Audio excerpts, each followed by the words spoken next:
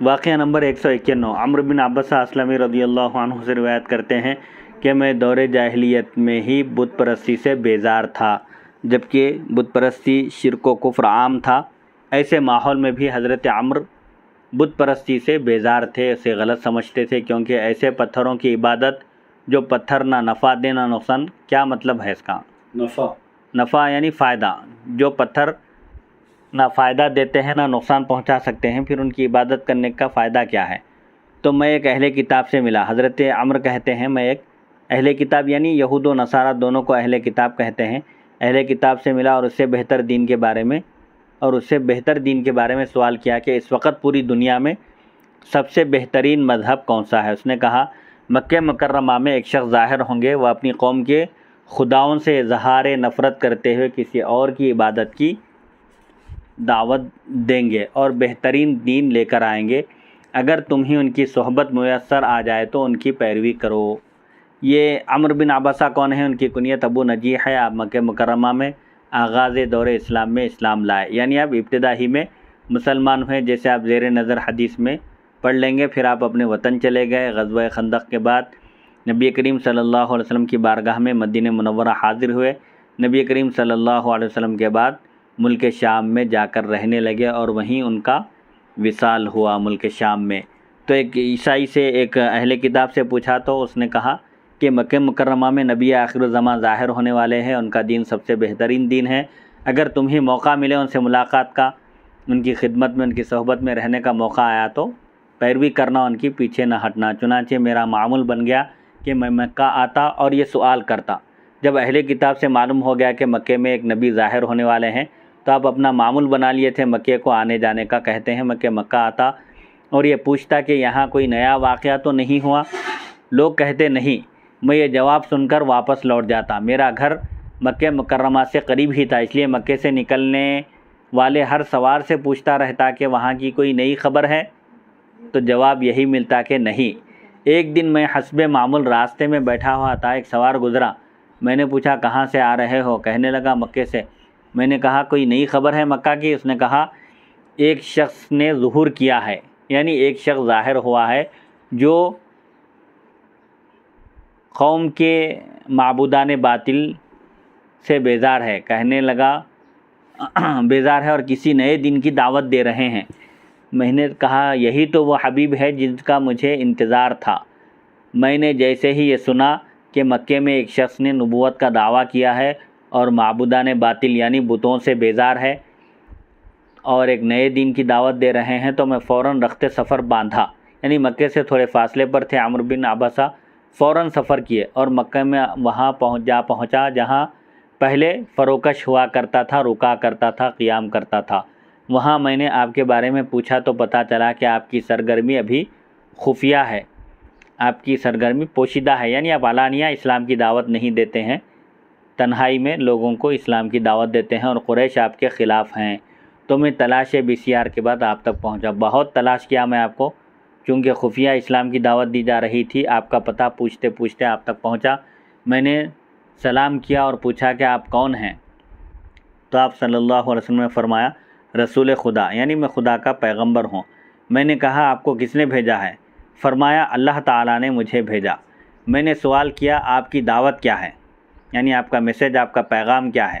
فرمانے لگے صلہ رحمی کرو، یعنی رشتہ داروں کے ساتھ اچھا سلوک کرو، اور خون ریزی سے بچو، یعنی ناحق کسی کا خون بہانے سے، کسی کو قتل کرنے سے بچو۔ راستے پر امن بناؤ، راستے کو بگاڑ کا سبب مت بناؤ، راستے کو پرامن رکھو، لوگوں کو کسی کو تکلیف نہ پہنچے تم سے، راستے کو پرامن رکھو کہ لوگ بے خوف اور بے خطر وہاں سے گزر سکیں، آمد و رفت رکھ سکیں۔ بت پاش کر دو، یعنی بتوں کو ٹکڑے ٹکڑے کر دو اور صرف ایک اللہ کی عبادت کرو۔ میں نے کہا آپ کی دعوت کیا خوب ہے، یعنی بہترین پیغام ہے یہ، آپ کی دعوت واقعتاً بہترین ہے۔ میں آپ کو گواہ بنا کر کہتا ہوں کہ میں آپ پر ایمان لایا اور آپ کی رسالت و نبوت کی تصدیق کر دی۔ اب کیا میں آپ کے پاس رہ سکتا ہوں یا جیسے آپ کی مرضی، یعنی جو حکم ہو میں حکم کی تعمیل کروں گا، اگر اپنے ساتھ رکھنا چاہتے ہیں تو ساتھ رہوں گا، یا پھر مجھے اپنے علاقے میں جانے کا حکم ہو تو میں چلا جاؤں گا۔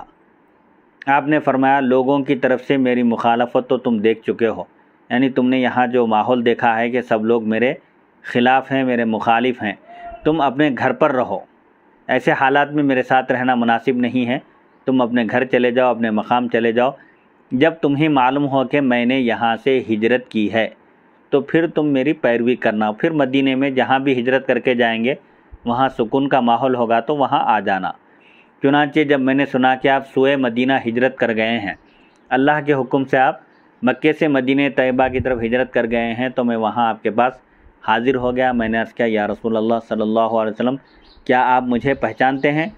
فرمایا ہاں، تم وہی سلمی شخص ہو جو میرے پاس مکے میں آئے تھے اور میں نے تمہیں یہ حکم دیا تھا اور تم نے یہ جواب دیا تھا، تو میں مارے خوشی کے کھڑا ہو گیا۔ یعنی تقریباً 8-10 سال کا عرصہ گزرنے کے بعد پہنچے غالباً، کیونکہ ابتدائی اسلام میں مسلمان ہوئے تھے، پھر ہجرت کے بعد مدینہ طیبہ پہنچے اور حضور صلی اللہ علیہ وسلم نے ان کو آسانی سے پہچان لیا تو وہ خوشی کے مارے کھڑے ہو گئے۔ میں نے یقین کر لیا کہ جو علم اس مجلس سے مل سکتا ہے سارے زمانے میں کہیں نہیں مل سکتا۔ سبحان اللہ، سبحان میں نے عرض کیا یا رسول اللہ، کس گھڑی میں دعا زیادہ قبول ہوتی ہے؟ دعا کی مقبولیت کی سب سے اچھی گھڑی جس میں دعا زیادہ قبول ہوتی ہے، قبولیت کی زیادہ اس میں چانسز ہوتے ہیں، تو آپ نے فرمایا رات کے آخری پہر میں اس وقت کی نماز پر فرشتے پہنچتے ہیں اور وہ دعا قبول ہوتی ہے۔ یعنی رات کے سدس اخیر میں آخر 2 گھنٹے جب باقی رہتے ہیں رات ختم ہونے، تہجد کے وقت جو دعا کی جاتی ہے وہ اللہ کی بارگاہ میں قبول ہوتی ہے۔ یہ اب آگے حضرت سلمان فارسی رضی اللہ عنہ کی سرگزشت اور قبول اسلام۔ یعنی حضرت سلمان فارسی رضی اللہ عنہ یہ فارس کے باشندے تھے۔ ان کا ذکر گزر چکا شاید پہلے نہیں، ان کا ذکر نہیں آیا۔ اب یہاں پر ان کی جو جستجو تھی اسلام کے لیے، ایک دین حق کو قبول کرنے کی جو طلب تھی اور جو لگن تھی ان کے دل میں، جس کی وجہ سے وہ جتنی مشقتیں اٹھا کر برداشت کرتے ہوئے کس طرح دین حق کی تلاش میں مدینہ طیبہ پہنچے اور حضور صلی اللہ علیہ وسلم کی خدمت میں حاضر ہو کر مسلمان ہوئے، یہ ان کا ایک طویل واقعہ ہے۔ ان کے والد آگ کی پوجا کرتے تھے، سلمان فارسی کے، فارس کے باشندے ہیں، ان کو بھی ان کے والد نے آگ کی پوجا کے لیے رکھا تھا، ایک جگہ، ایک مندر ٹائپ کی جو بھی تھی جہاں پر آگ کی پرستش عبادت ہوتی تھی، وہاں رکھے تھے۔ آپ وہاں سے آہستہ سے نکل کر دین حق کی تلاش میں چلے گئے۔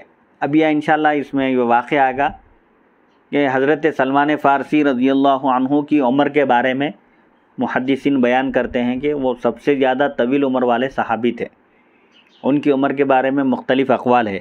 ایک قول کے مطابق ان کی عمر جملہ 400 سال تھی انتقال کے وقت، اور ایک قول 350 سال کا ہے، اور ایک قول 300 سال کا ہے، لیکن جس عمر پر سب کا اتفاق ہے محدثین کا وہ 250 سال عمر تھی آپ کی۔ انتقال کے وقت آپ کی عمر شریف 250 سال تھی۔ تو حضرت سلمان فارسی رضی اللہ عنہ مدینہ طیبہ پہنچے اور حضور پاک علیہ الصلوۃ والسلام کے دست مبارک پر وہ اسلام قبول کیے۔ نمبر 152 ابن عباس رضی اللہ عنہما سے روایت ہے کہ مجھے سلمان فارسی نے اپنی زبانی بتایا، یعنی انہوں نے خود بتایا کہ میں اصفہان، ایک مقام کا نام ہے، اصفہان کی ایک بستی میں رہنے والا فارسی شخص تھا، فارس کا باشندہ تھا۔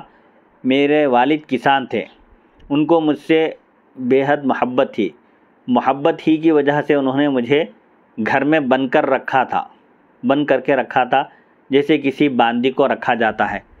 تو وہ مجھے بے حد چاہتے تھے، اس لیے مجھے کھونا نہیں چاہتے تھے، میرا باہر جانا ان کو پسند نہیں تھا۔ انہوں نے مجھے گھر میں قید کر دیا تھا۔ میں اپنے مجوسی گھرانے میں خدمت گزار آتش تھا۔ مجوسی گھرانہ تھا، آگ کی پوجا کرنے والے تھے، تو آگ کی خدمت کے لیے ان کے والد نے ان کو مقرر کر دیا تھا۔ ان کا کام کیا تھا؟ حضرت سلمان فارسی کہتے ہیں ہر وقت آگ بھڑکائے رکھتا، کبھی سرد نہ ہونے دیتا، آگ کو بجھنے ہی نہیں دیتے تھے، مسلسل اس کو بھڑکاتے رہتے تھے۔ یہ میرا دینی فریضہ تھا۔ مجوس کے پاس یہ ایک عبادت تھی، آگ کو مسلسل بھڑکانا اور اس کو بجھنے نہ دینا۔ حضرت سلمان فارسی کہتے ہیں میرے والد کی کوئی زمین تھی، وہ اپنے گھر میں کچھ تعمیر کر رہے تھے۔ انہوں نے مجھے بلا کر کہا کہ اے بیٹے، میں اس تعمیر میں مشغول ہوں، مصروف ہوں، تم میری زمین پر جاؤ، یعنی کھیتی باڑی تھی ان کی، تم کھیتی باڑی میں جاؤ اور وہاں کا کام مکمل کر کے فوراً واپس آ جاؤ۔ تعمیر کی وجہ سے ان کے والد کھیت کو نہیں جا سکے، ان کو انہوں نے بھیجا، وہاں ٹھہرنا نہیں، اور تاکید بھی کر دی کہ کام ہوتے ہی فوراً اپنے گھر واپس ہو جانا، راستے میں یا اس سرزمین پر کھیتی باڑی میں ٹھہرنا نہیں، کیونکہ تمہارے کچھ دیر رک جانے سے میں اپنی زمین اور تعمیر سب کچھ بھول بیٹھوں گا، یعنی تمہارے آنے میں دیر ہوئی تو مجھے فکر ہوگی، میں کچھ یاد نہیں رکھ سکوں گا۔ چنانچہ میں زمین پر پہنچنے کے لیے گھر سے نکلا۔ زمین سے مراد کھیتی باڑی کے کام کو دیکھنے کے لیے میں گھر سے نکلا۔ میرا گزر ایک دیر پر ہوا، یعنی ایک عبادت گاہ کے پاس سے میں گزرا۔ وہاں عیسائیوں کی آوازیں آ رہی تھی، وہ اپنے مذہب کے مطابق نماز پڑھ رہے تھے۔ مجھے یہ معلوم نہ تھا کہ میرے والد نے مجھے کیوں گھر میں قید کر کے رکھا ہے، اس لیے کہ کہیں میں اپنا مذہب نہ چھوڑ دوں۔ ہو سکتا ہے کہ ان کے دل میں یہ خیال ہو کہ میں اگر باہر نکلوں گا اور دین حق کی جستجو اور تلاش اگر میرے دل میں پیدا ہوگی تو ممکن ہے کہ میں مجوسیت کو چھوڑ دوں گا۔ ایک امکان بتا رہے ہیں حضرت کہ اس وجہ سے شاید انہوں نے مجھے باہر نکلنے نہیں دیا۔ میں نے ان کی آوازیں سنی تو دیر کے اندر چلا گیا، یعنی وہ عیسائی مذہبی عبادت گاہ میں چلا گیا اور دیکھتا رہا کہ وہ کیا کرتے ہیں، یعنی ان کا طریقہ عبادت کیا ہے یہ دیکھتا رہا۔ مجھے ان کی نماز بڑی پسند آئی، ان کا جو طریقہ عبادت تھا، اللہ کی عبادت کرنے کا جو طریقہ تھا، جو نہج تھا، وہ مجھے پسند آیا اور ان کے طریقے کو میں پسند کرنے لگا اور دل میں کہا بخدا، خدا کی قسم یہ دین ہمارے دین سے کہیں بہتر ہے، آگ کی جو مجوسی پوجا کرتے ہیں اس سے کہیں بہتر عیسائیت ہے۔ میں غروب آفتاب تک وہیں بیٹھا رہا، سورج ڈوبنے تک وہیں رہا، شام ہونے تک، اور باپ کی زمین دھری کی دھری رہ گئی، یعنی کھیتی باڑی کے کام سے جو نکلے تھے وہ کام کچھ نہیں ہوا، وہ کرسچنوں کے عبادت گاہ میں ہی شام تک رہ گئے، اور کہتے ہیں کہ میں وہاں گیا ہی نہیں، یعنی کھیت پر نہیں گیا کھیت کے کام ادا کرنے کے لیے۔ میں نے ان عیسائیوں سے پوچھا، جب وہ اپنی عبادت سے فارغ ہو گئے تو میں نے ان سے پوچھا تمہارے اس دین کا اصل مرکز، مین سنٹر کہاں ہے؟ کہنے لگے ملک شام میں۔ میں اٹھ کر اپنے والد کے پاس آیا، انہوں نے میری تلاش میں آدمی دوڑا دیے تھے، فوراً لوگوں کو بھیجے تھے کہ انہوں کہاں ہیں، تلاش کر کے لاؤ ان کو بول کے۔ تو کئی آدمیوں کو انہوں نے بھیج دیا تھا اور اسے سارے کام بھولے ہوئے تھے جیسا کہ انہوں نے کہا تھا، یعنی ان کے والد پہلے ہی بول دیے تھے کہ اگر تم آنے میں دیر کرے تو میرے کو کچھ سمجھ بھی نہیں آئے گا، میں کوئی کام نہیں کر سکوں گا، اور ویسا ہی ہوا۔ ان کے آنے میں دیر ہو گئی تو ان کے بھی کام پورے ان کے والد کے ڈسٹرب ہو گئے۔ مجھ سے پوچھنے لگے، ان کے والد جب یہ پہنچے تو پوچھنے لگے بیٹے تم کہاں تھے؟ میں نے تم سے نہیں کہا تھا، یعنی وعدہ نہیں لیا تھا کہ جلدی آ جانا ہوگا؟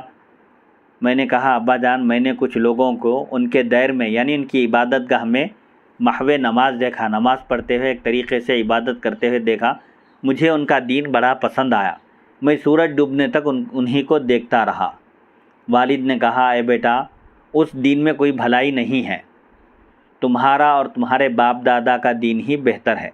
میں نے کہا قسم بخدا ہرگز نہیں، وہ دین ہمارے دین سے کہیں بہتر ہے۔ باپ نے مجھے ڈرایا دھمکایا، گھر میں بند کر دیا اور پیروں میں زنجیر ڈال دی، اب کہیں فرار ہو جائیں گے بھاگ جائیں گے بلکہ ان کو بچانے، ان کو روک کر رکھنے کے لیے ان کو قید کر دیا، بیڑیاں ڈال دی پیر میں۔ حضرت سلمان فارسی کہتے ہیں میں نے عیسائیوں کو میسج بھجوایا، پیغام بھجوایا کہ جب تمہارے پاس ملک شام کو جانے والا کوئی قافلہ آئے تو مجھے اطلاع دینا، ملک شام کو جانے والا اگر کوئی قافلہ اگر معلوم ہو جائے تو مجھے بتا دینا، میں اس قافلے کے ساتھ ملک شام چلا جاؤں گا۔ چنانچہ ایک روز عیسائیوں کا ایک تجارتی قافلہ آ پہنچا، انہوں نے یعنی عیسائیوں نے، وہ عبادت گاہ کے عیسائیوں نے مجھے خبر کی اطلاع دی۔ میں نے کہا اپنی سرگرمیاں اور ضروریات مکمل کر کے جس دن قافلے کو روانہ ہونا ہو مجھے اس دن خبر کر دیا جائے، یعنی قافلہ آنے کے بعد ظاہر بات ہے چند دن رکے گا، پھر جب اس کے جانے کا وقت آئے گا تو اس وقت مجھے خبر کرنا۔ چنانچہ اسی طرح کیا گیا۔ قافلے کا رخت سفر باندھنے کا جب وقت آ گیا سفر کرنے کا تو اس وقت حضرت سلمان فارسی کو اطلاع دی گئی اور مجھے ان کی روانگی کی اطلاع مل گئی۔ میں نے زنجیر توڑ دیے اور ان کے ساتھ ملک شام پہنچ گیا، یعنی قید و بند سے آزاد ہو کر آپ عیسائیوں کے قافلے میں شامل ہو کر ملک شام پہنچ گئے۔ وہاں پہنچ کر میں نے پوچھا کہ یہاں کا سب سے بڑا عالم دین کون ہے عیسائیوں کا؟ لوگوں نے بتلایا گرجے کا ایک بڑا پادری ہے۔ میں اس کے پاس جا پہنچا، میں نے کہا مجھے عیسائیت سے بڑی رغبت ہے، یعنی دوسرے دین کے مقابلے میں اس وقت عیسائیت تھوڑی بہتر تھی، تو آپ کہتے ہیں کہ مجھے عیسائیت نصرانیت سے بڑی رغبت ہے، میں آپ کے گرجے میں عبادت گاہ میں رہ کر آپ کی خدمت کرنا اور آپ سے کچھ سیکھنا چاہتا ہوں۔ اس نے کہا جیسے تمہاری مرضی، ٹھیک ہے۔ چنانچہ میں اس پادری کے پاس رہنے لگا۔ وہ بہت بد اخلاق تھا، لوگوں کو صدقہ کرنے کا حکم دیتا، زکوٰۃ دینے کا حکم دیتا اور خود صدقے کا طلبگار رہتا۔ جو زکوٰۃ وغیرہ جو لوگ لا کر دیتے وہ غریبوں میں، مسکینوں میں تقسیم کرنے کے بجائے خود استعمال کرتا تھا۔ جب اس کے پاس مال فراواں، خوب مال جمع ہو گیا تو اس نے اسے کہیں دبا دیا، چونکہ اس زمانے میں رکھنے کی کوئی سہولت نہیں تھی، گھروں میں ہی خزانے مال و دولت چھپا کر رکھا کرتے تھے۔ تو جب بہت زیادہ وافر مقدار میں صدقات جمع ہو گئے تو وہ اس کو کہیں زمین میں چھپا دیا، دبا دیا اور غربا کو اس میں سے کچھ نہیں دیا۔ جب وہ مرا تو میں نے لوگوں کو اس کے خزانے سے خبردار کیا۔ جب اس کا انتقال ہوا، جب وہ مر گیا تو میں نے لوگوں کو بتایا کہ اس نے خزانہ جمع کر کے رکھا۔ لوگوں نے پوچھا کہ تمہیں کیسے معلوم، تمہیں کیسے پتہ چلا؟ میں نے کہا میں تمہیں اس کا خزانہ دکھاتا ہوں۔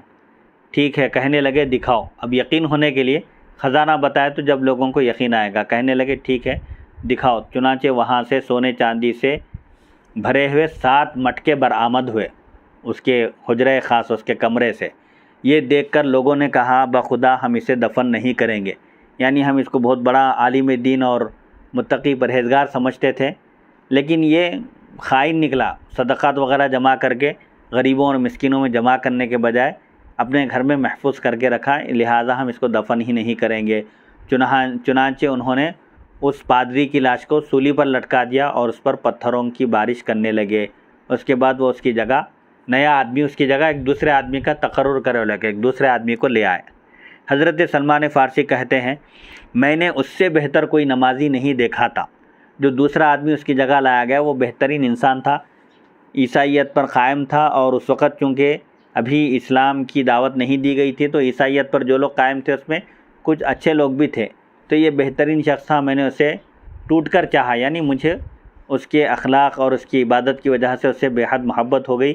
مجھے اس قدر محبت پہلے کسی سے نہ ہوئی تھی۔ میں ایک عرصے تک اس کے پاس رہا، یہاں تک کہ اسے موت آ گئی، یعنی اس شخص کا بھی انتقال ہو گیا۔ میں نے اس سے کہا میں تمہارے پاس رہا۔ انتقال سے پہلے اس پادری سے حضرت سلمان فارسی نے بات کی اور کہا کہ میں تمہارے پاس رہا اور تم سے بے حد محبت کی، اب تم داغ مفارقت دیے جا رہے ہو، یعنی اب تمہارا وقت آ گیا ہے، اب تم دنیا سے رخصت ہو رہے ہو، میرے لیے کیا حکم ہے؟ اب میں کس کی صحبت اختیار کروں، یعنی اب میں کس کے پاس جاؤں اور تعلیم حاصل کروں اور اس نصرانیت کے بارے میں معلومات حاصل کروں؟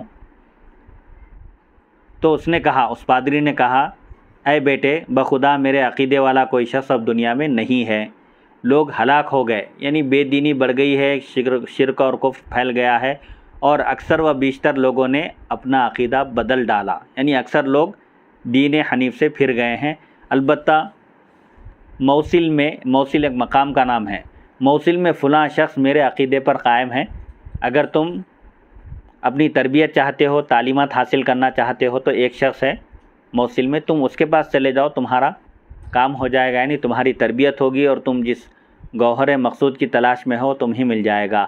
کہتے ہیں جب اسے دفن کر دیا گیا اس پادری کو تو میں موصل والے شخص کے پاس جا پہنچا اور اسے بتلایا کہ فلاں شخص نے مرتے دم مجھے وصیت کی تھی مرتے وقت کہ میں آپ کے پاس آ کر رہوں، اور اسی نے مجھے بتلایا کہ آپ اس کے عقیدے پر قائم ہیں، یعنی کئی لوگ اپنے عقیدے سے منحرف ہو گئے ہیں، دین حق پر قائم نہیں ہیں، کچھ لوگ ہیں جو حق پر قائم ہیں، انہی میں سے ایک آپ بھی ہیں۔ وہ کہنے لگا بہتر ہے تم میرے پاس ٹھہرو گے، تو میں اس کے ساتھ رہنے لگا۔ واقعتاً میں نے اس کی طرح کسی شخص کو اپنے ساتھی کے طریقے پر کاربند نہیں پایا، یعنی ملک شام کے پادری نے جو وصیت کی تھی کہ موصل میں ایک شخص ہے جو اس وقت نہایت اچھا آدمی ہے اور خدا کا عبادت گزار ہے، انہوں نے جیسا بیان کیا تھا میں نے اس کو اسی طرح پایا، مگر چند دن ہی گزرنے پائے تھے کہ وہ بھی فوت ہو گیا، یعنی اس شخص کا بھی انتقال ہو گیا موصل والے پادری کا۔ جب اسے موت آئی، یعنی جب ان کی موت کا وقت قریب آیا تو میں نے ان سے کہا فلاں شخص نے مجھے آپ کے پاس بھیجا تھا، اب آپ جا رہے ہیں، اب آپ کا بھی وقت آ گیا، اب آپ دنیا سے رخصت ہو رہے ہیں، میرے لیے کیا حکم ہے، آپ کیا وصیت کرتے ہیں؟ یعنی میں اپنی تربیت کے لیے اور دین حق کی تلاش میں جو نکلا ہوں، اب میں کس کے پاس جاؤں؟ اس نے کہا قسم بخدا میرے طریقے پر تو اب کوئی شخص نہیں رہا، یعنی کفر اور شرک پھیلتا جا رہا ہے لوگ اپنا پرانا عقیدہ بدل دیے ہیں، بہت کم لوگ دین حق پر قائم ہیں۔ البتہ شام میں علاقہ نصیبین میں فلاں شخص ہے، تم اس کے پاس چلے جاؤ۔ بہت سارے لوگ گمراہی کا شکار ہو چکے ہیں، بہت کم لوگ حق پر قائم ہیں۔ ایک شخص کی طرف انہوں نے رہنمائی کی، ملک شام میں ایک علاقہ ہے نصیبین، وہاں فلاں شخص ہے، اس کے پاس چلے جاؤ، تمہارا کام ہو جائے گا۔ چنانچہ جب اس کو دفن کر دیا گیا، موصل والے پادری کی تدفین ہو گئی، تو حضرت سلمان فارسی کہتے ہیں میں نصیبین والے آدمی کے پاس پہنچ گیا اور اسے سارا ماجرا سنایا، سارا قصہ سنایا، تو اس نے کہا تم میرے پاس رہو۔ حضرت سلمان فارسی کہتے ہیں میں رہنے لگا، یعنی اس شخص کے پاس میں مقیم ہو گیا، قیام کیا۔ وہ بھی واقعتاً حقیقت میں اپنے دونوں ساتھیوں کے طریقے پر تھا، موصل والے اور ملک شام کے دوسرے پادری کے طریقے پر نہایت متقی پرہیزگار عبادت گزار تھا۔ میں نے اسے بہت اچھا آدمی پایا، مگر چند دن ہی گزرے تھے کہ وہ بھی داغ جدائی دینے لگا، یعنی زیادہ وقت نہیں گزرا، اس کی بھی موت کا وقت قریب آ گیا۔ میں دم آخر اس کے پاس آیا اور کہا کہ فلاں نے مجھے فلاں شخص کے پاس بھیجا، اس نے تمہارے پاس بھیج دیا، اب میں کس کے پاس جاؤں؟ تمہارا بھی وقت آ چکا ہے، اب میں کس کے پاس جا کر رہوں؟ تو اس نے کہا کہ میرے طریقے پر اب کوئی شخص کاربند نہیں رہا، اب کوئی اس طریقے سے عمل کرنے والا، نماز پڑھنے والا، دین حق پر جمے رہنے والا نہیں ہے۔ ہاں، عموریہ ارض روم میں فلاں شخص ہے، عموریہ ایک مقام کا نام ہے سرزمین روم پر، وہاں ایک شخص ہے، وہ بالکل میرے عقائد و نظریات کا حامل ہے، یعنی اس کا عقیدہ اور اس کے نظریات میرے جیسے نظریات ہیں، اگر تم چاہتے ہو تو وہاں چلے جاؤ۔ چنانچہ اس کی تدفین کے بعد میں نے عموریہ والے آدمی کو تلاش کیا اور اسے اپنی کہانی سنائی، یعنی حضرت سلمان فارسی کہتے ہیں اس شخص کی تدفین کے بعد میں پھر عموریہ والے پادری کے پاس گیا اور اس کو پورا قصہ سنایا۔ اس نے مجھے اپنے پاس ٹھہرا لیا، میں نے وہاں رہ کر محسوس کیا کہ وہ اپنے پیش روؤں کا سچا جانشین تھا، یعنی یہ پادری بھی نہایت متقی پرہیزگار تھا اور دین حق پر کاربند تھا۔ میں نے اس سے بڑا دنیا سے بے رغبت اور آخرت کے لیے متفکر کوئی شخص نہیں دیکھا۔ اس کے دن و رات، شب و روز کو دیکھا، اس کے اخلاق اور عادات کو دیکھا اور اس کے اخلاق کو دیکھا تو اندازہ ہو گیا کہ یہ شخص دنیا سے بے رغبت ہے، یعنی زاہد ہے، اور آخرت کی ہمیشہ اس پر دھن اور فکر سوار رہتی ہے۔ میں نے اس کے پاس رہتے ہوئے کچھ کام شروع کر دیا اور میں نے کافی گائے اور بکریاں جمع کر لیں، کچھ محنت مزدوری کر کے میں نے کچھ ذخیرہ بھی جمع کر لیا۔ ایک عرصے کے بعد اسے بھی موت آ گئی۔ میں نے آخری لمحات میں اس سے پوچھا، اب یہ ملک روم کے اس پادری سے میں نے پوچھا جب اس کا آخری وقت آ گیا کہ فلاں نے مجھے فلاں کے پاس بھیجا، اس نے آگے فلاں کے پاس بھیجا اور اس نے آپ کے پاس بھیجا، اب میرے لیے آپ کی کیا وصیت ہے، آپ کا کیا حکم ہے اور میں آپ کے انتقال کے بعد کیا کروں؟ تو اس نے کہا اے بیٹے، محبت اور شفقت کے لیے استعمال کرتے ہیں کہ اے بیٹے، میں جن عقائد کا حامل تھا وہ مٹ چکے، آہستہ آہستہ حق پرست لوگ ختم ہو رہے ہیں اور عقائد اور نظریات میں تبدیلی آ رہی ہے۔ کوئی ایک شخص بھی ان عقائد پر کاربند نہیں ہے، جو حق والے عقائد ہیں، حقانیت پر مبنی، ان کا کوئی حامل نہیں ہے۔ ہاں، اب ایک نبی ظاہر ہونے والے ہیں، وہ دین ابراہیمی لے کر آئیں گے، وہ نبی عرب سے ظہور کریں گے، عرب سے نکلیں گے، دو میدانوں کے درمیان ایک ارض نخلستان کی طرف ہجرت کریں گے، یعنی کھجوروں والے شہر کی طرف وہ مکہ مکرمہ سے ہجرت کر کے تشریف لے جائیں گے۔ ان کی نشانی کیا ہے؟ اس پادری نے حضرت سلمان فارسی رضی اللہ عنہ کو حضور پاک علیہ الصلوۃ والسلام کی 3 نشانیاں بتلائیں۔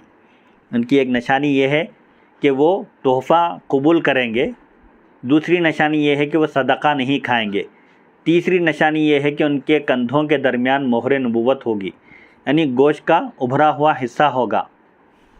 اگر تم ان شہروں میں پہنچ سکو تو پہنچ جاؤ، اگر تم دین حق کی تلاش میں ہو، واقعتاً تمہارے دل میں جذبہ ہے کہ تم حق دین کو پالو، تو اب اس وقت پوری دنیا میں کفر اور شرک پھیل چکا ہے، البتہ قریب میں نبی آخر الزماں کی آمد ہے، آخری پیغمبر تشریف لانے والے ہیں، فلاں شہر میں آئیں گے، پھر وہاں کے کفار انہیں ستائیں گے تو وہ اس شہر کو چھوڑ کر پھر دوسرے شہر کی طرف ہجرت کریں گے۔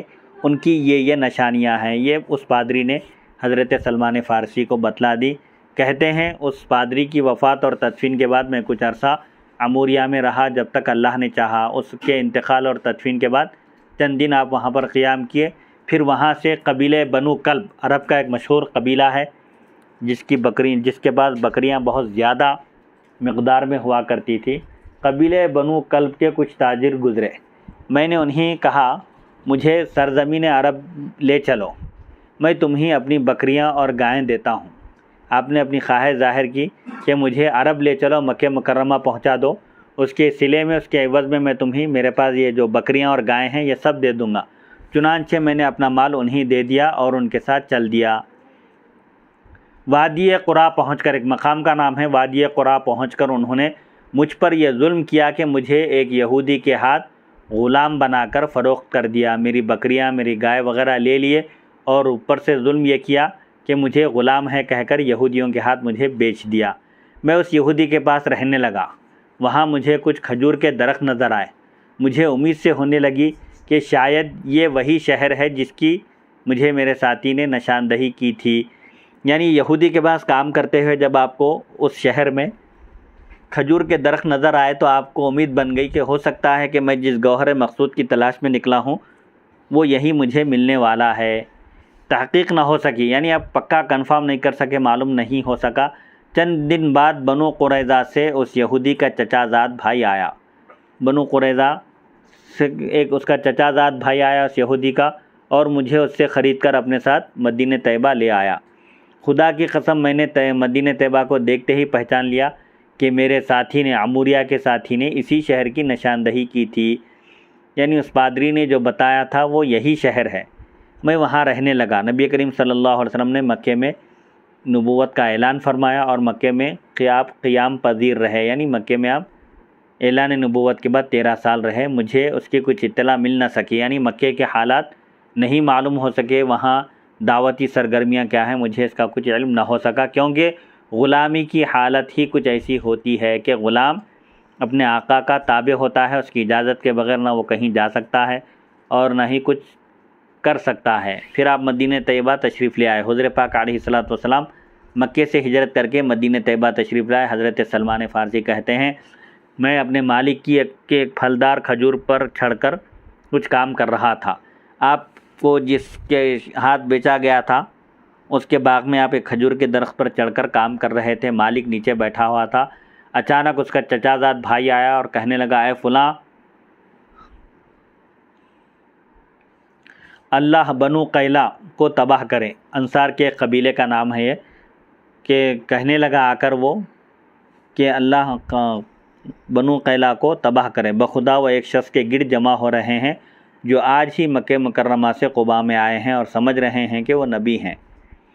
یعنی حضرت سلمان فارسی کے مالک کے سامنے ایک شخص نے آ کر حضور پاک علیہ الصلوۃ والسلام کی مدینہ طیبہ تشریف آوری کی خبر دی اور کہا کہ وہ نبوت کا دعویٰ کرتے ہیں اور لوگ ہیں کہ ان کے اطراف جمع ہو رہے ہیں۔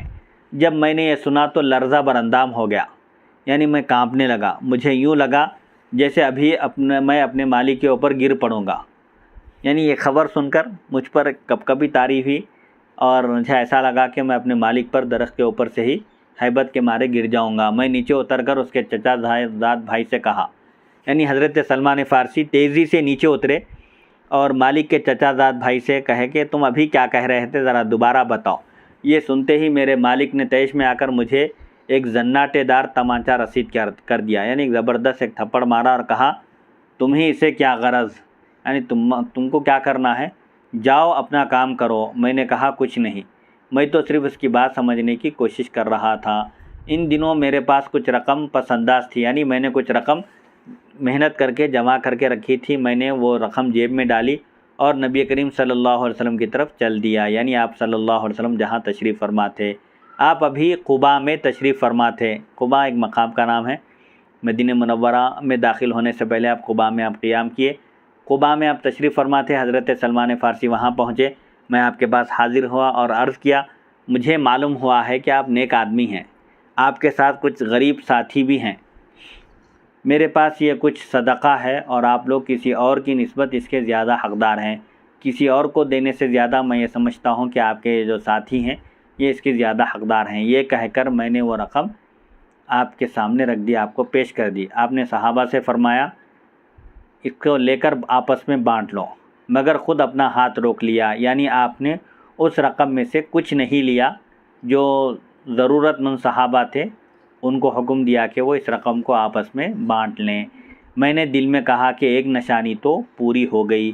پیچھے گزر چکا ہے کہ عموریہ ارض روم کے عیسائی راہب نے حضرت سلمان فارسی کو بتایا تھا کہ مکے سے ظاہر ہونے والے نبی، ان کی ایک نشانی یہ ہے کہ وہ صدقہ نہیں کھائیں گے، ہدیہ قبول کریں گے، اور ان کی پیٹھ پر پشت مبارک پر مہر نبوت ہوگی۔ تو اب حضرت سلمان فارسی رضی اللہ عنہ نبی کریم صلی اللہ علیہ وسلم کے پاس اس غرض سے آئے ہیں کہ آپ میں ان علامات کی موجودگی سے باخبر ہوں۔ یہ پتہ لگانے کے لیے آئے ہیں کہ جنہوں نے نبوت کا دعویٰ کیا ہے ان میں نبی آخر الزماں کی نشانیاں موجود ہیں یا نہیں۔ چنانچہ پہلی علامت پا لی، آگے دوسری کی بات چلتی ہے۔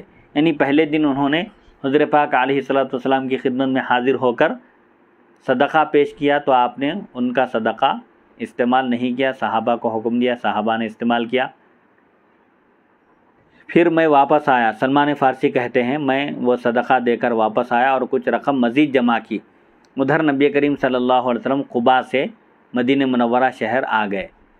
میں حاضر خدمت ہوا، میں خدمت اقدس میں حاضر ہوا اور عرض کیا یا رسول اللہ صلی اللہ علیہ وسلم، میں نے دیکھا ہے کہ آپ صدقہ تو نہیں کھاتے، تو یہ میری طرف سے کچھ ہدیہ ہے، تحفہ ہے، میں ازراہ عقیدت اور محبت میں لے کر آیا ہوں۔ تو آپ صلی اللہ علیہ وسلم نے اس میں سے خود بھی کھایا اور صحابہ کو بھی کھانے کے لیے فرمایا۔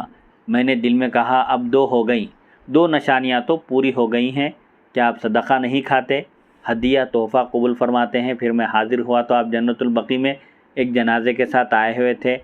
آپ کی دستار مبارک کے دو شالے تھے، یعنی وہ سر پر جو آپ امامہ باندھے ہوئے تھے اس کو دو طرف آپ چھوڑے تھے، اس کے دو کنارے۔ آپ صحابہ کی مجلس میں تشریف فرما تھے۔ میں سلام کہہ کر یعنی سلام عرض کر کے آپ کے پیچھے آ کر بیٹھ گیا تاکہ مہر نبوت کی زیارت کر سکوں جو میرے عیسائی ساتھی نے مجھے بتلائی تھی۔ یہ اس نیت سے آپ صلی اللہ علیہ وسلم کے پیچھے آ کر بیٹھ گئے۔ آپ نے محسوس فرما لیا کہ یہ شخص کچھ دیکھنا چاہتا ہے۔ حضور پاک علیہ السلام کو محسوس ہو گیا کہ سلمان فارسی اور ایک نشانی کی تلاش میں ہیں۔ فَأَلْقَى رِدَاءَهُ عَنْ ظَهْرِهِ فَنَظَرْتُ إِلَى الْخَاتَمِ فَعَرَفْتُهُ فَانْكَبَبْتُ عَلَيْهِ أُقَبِّلُهُ وَأَبْكِي۔ تو آپ صلی اللہ علیہ وسلم نے اپنی پشت مبارک سے چادر نیچے سرکا دی، ہٹا دی۔ جو چادر آپ پشت مبارک پر ڈالے ہوئے تھے اس کو آپ نے ذرا نیچے ہٹا دیا، تو میں نے مہر نبوت کو فوراً پہچان لیا۔ آپ کے دونوں کندھوں کے درمیان گوشت کا جو ابھرا ہوا حصہ تھا وہ آپ کے نبی ہونے کی نشانی بھی تھا۔ جب میں نے دیکھا تو فرط مسرت سے جھک کر اسے بوسہ دینے لگا اور خوشی سے رونے لگا۔ نبی کریم صلی اللہ علیہ وسلم نے فرمایا سامنے آ جاؤ۔ میں سامنے آ گیا اور آپ کو اپنا سارا قصہ سنایا، جیسے کہ اے بھتیجے ابن عباس تم ہی سنا رہا ہوں۔ حضرت سلمان فارسی کہتے ہیں نبی کریم صلی اللہ علیہ وسلم نے میری اس سرگزشت کو بڑا پسند کیا، یعنی میرا یہ جو طویل سفر تھا دین حق کی تلاش میں، اور میرے دل میں جو جستجو اور تڑپ تھی کہ میں آتش پرستی سے یا مجوسیت سے نکل کر اچھے اور پسندیدہ اللہ کے محبوب اور پسندیدہ دین میں داخل ہو جاؤں، اس کے لیے میں نے جو مصیبتیں اور مشقتیں برداشت کی اور مختلف مقامات کا سفر کرتے ہوئے آخرکار دین حق کو پا لیا۔ یہ جو میری اپنی سرگزشت واقعہ سنایا تو حضرت پاک علیہ السلام کو بڑا پسند آیا اور چاہا کہ سب صحابہ اسے سنیں۔ پھر آپ نے مجھ سے فرمایا کہ تم اپنے مالک سے مکاتبت کر لو۔ چنانچہ میں نے اس سے کھجور کے 300 درخت لگا کر دینے اور 40 اوقیہ چاندی نقد ادا کرنے پر مکاتبت کر لی۔ مکاتبت کیا ہے؟ یہ فقہ کی ایک اصطلاح ہے۔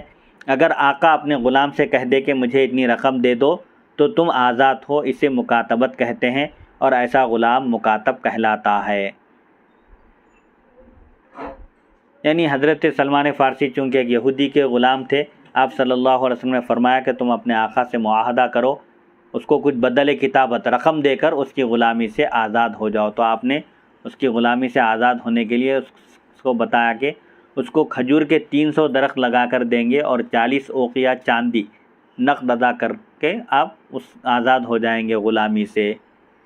سلمان فارسی رضی اللہ عنہ کا باغ کیسے لگا؟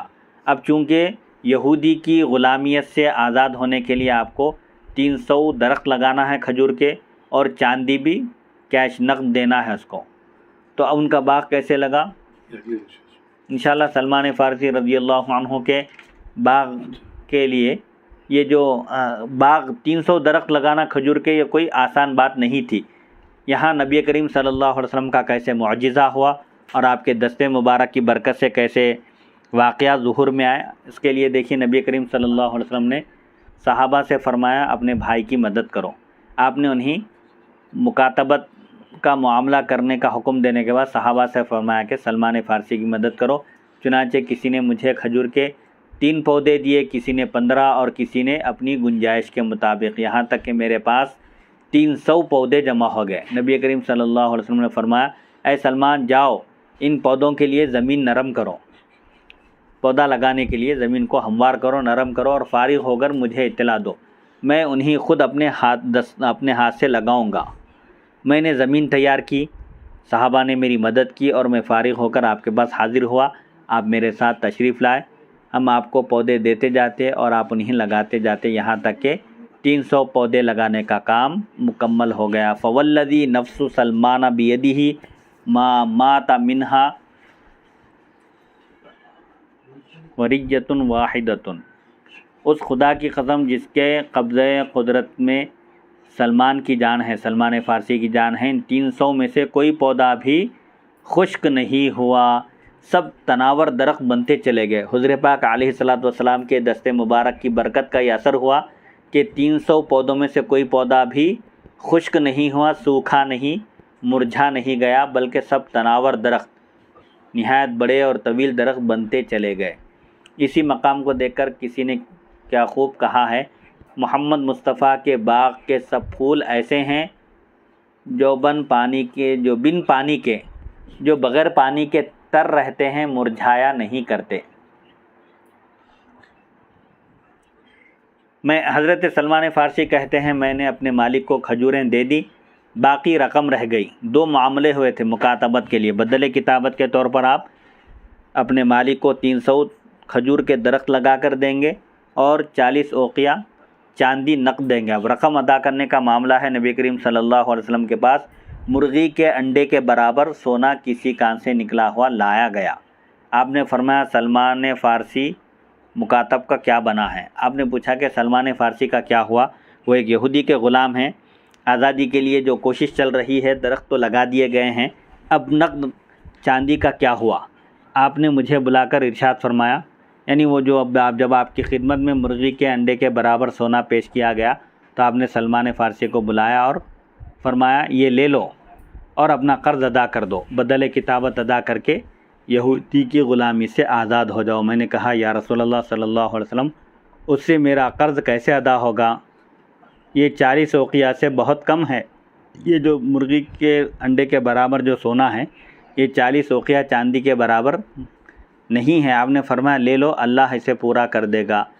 فوزنت لهم منها فوالذی نفس سلمان بیدہ 40 اوقیۃ، جب میں نے اس کا وزن کیا تو سلمان کی جان کے مالک خدا کی قسم، یعنی اس ذات کی قسم جس کے قبضہ قدرت میں سلمان فارسی کی جان ہے، اس کا وزن پورے 40 اوقیہ تھا۔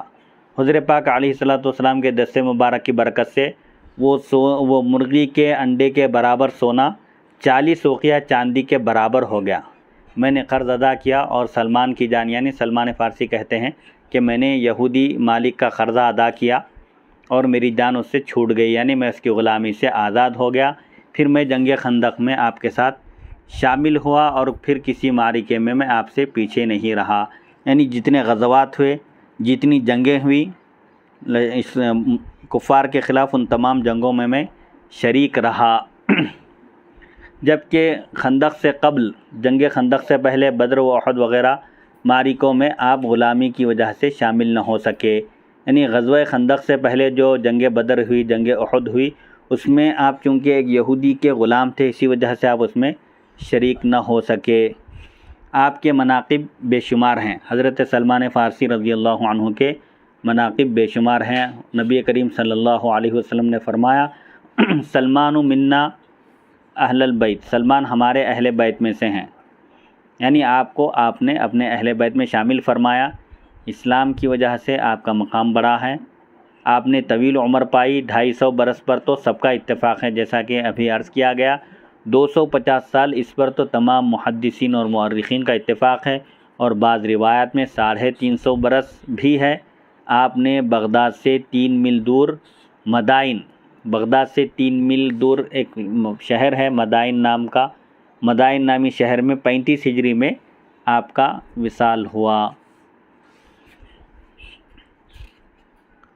16ویں فصل، اعلان نبوت کے بعد نبی کریم صلی اللہ علیہ وسلم اور صحابہ کرام کو پیش آنے والے مصائب کے جگر گداز واقعات، یعنی نبوت کا اعلان فرمانے کے بعد نبی کریم صلی اللہ علیہ وسلم اور صحابہ کرام کو جن مشکلات کا سامنا کرنا پڑا، ان واقعات کا انشاءاللہ اگلی نشست میں بیان ہوگا کہ نبوت کا اعلان فرمانے کے بعد حضور پاک علیہ الصلوۃ والسلام کو کفار نے جو تکلیف پہنچائی، اسی طرح صحابہ کرام کے لیے بھی انہوں نے عرصہ حیات تنگ کر دیا، جس کی وجہ سے صحابہ کرام کو حبشہ کی طرف ہجرت کرنی پڑی۔ پھر بعد میں جب اللہ کا حکم ہوا تو تقریباً سب مسلمان مکہ مکرمہ سے مدینہ منورہ کی طرف ہجرت کی۔ انشاءاللہ اگلی نشست میں اس پر تفصیلی روشنی ڈالی جائے گی۔ وصلی اللہ تعالی علی خیر خلقہ سیدنا محمد و آلہ و صحبہ اجمعین والحمد للہ رب العالمین۔